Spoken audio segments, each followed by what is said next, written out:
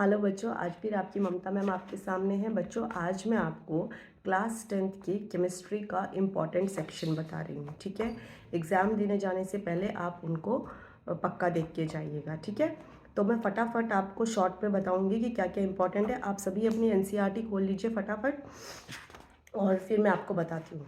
बच्चों, सबसे one is chemical reactions and equations.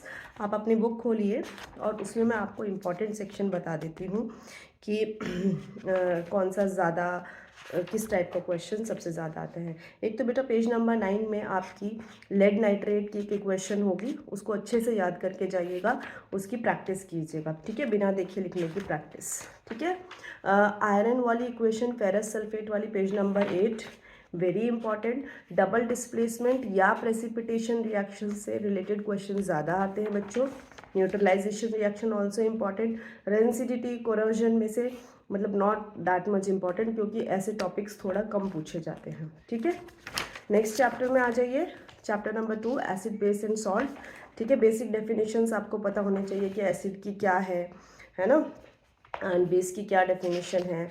जैसे कि बच्चे डेफिनेशन में लिख के आ जाते हैं उसकी प्रॉपर्टीज़। ठीक है, प्रॉपर्टीज़ भी लिख दीजिए, बट एक्चुअल डेफिनेशन ज़रूर लिखिए, which gives H ion upon dissociation. ठीक है, नाउ फिजिकल प्रॉपर्टीज से ज़्यादा इम्पॉर्टेंट केमिकल प्रॉपर्टीज़ है। ठीक है, ये चीज़ याद रखिएगा।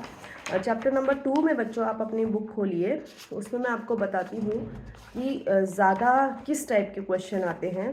पीएच वेच तो आप लोग कर ही लेंगे मोस्ट लाइकली। बेकिंग सोडा के क्वेश्चंस पक्का आता है। लाइक ऐसे क्वेश्चन बहुत ज़्यादा आते हैं कि लाइक एक पाउडर्ड सब्सटेंस है जिसका पीएच वैल्यू 9 है, तो बताइए वो सब्सटेंस क्या है, या फिर हाउ उसकी फॉर्मेशन आ सकती है।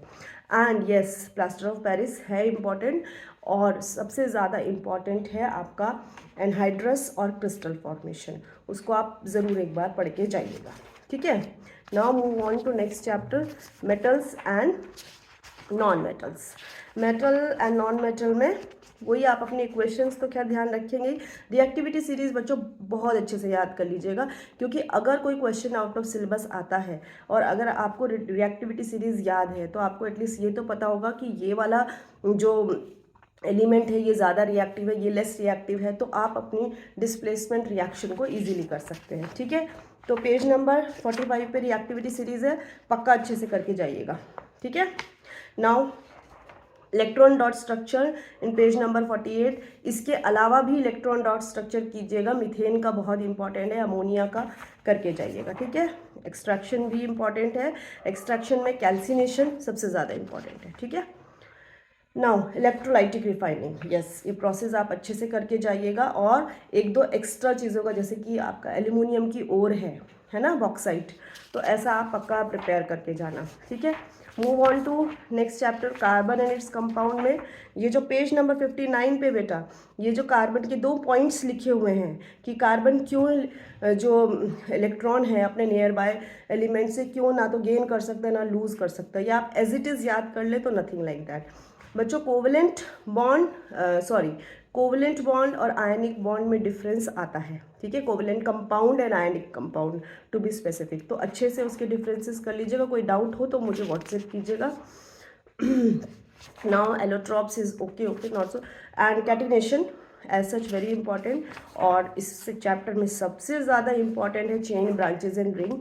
उसमें फंक्शनल ग्रुप से रिलेटेड क्वेश्चन एनी हाउ आते ही आते हैं। ठीक है बच्चों, तो फंक्शनल ग्रुप सारे एल्डिहाइड, एल्कोहल, कार्बोक्सिलिक एसिड, ये सब अच्छे से करना। होमोलोगस सीरीज सबसे ज़्यादा इंपॉर्टेंट है। ठीक है, and I believe this is enough. Easter, yes, Easter भी बहुत इंपॉर्टेंट है। ईस्टर फॉर्मेशन, ईस्टर होते क्या हैं, ठीक है, वोलेटाइल कंपाउंड्स होते हैं, तो ये चीज़ आप अच्छे से करिएगा। I believe this is much is enough.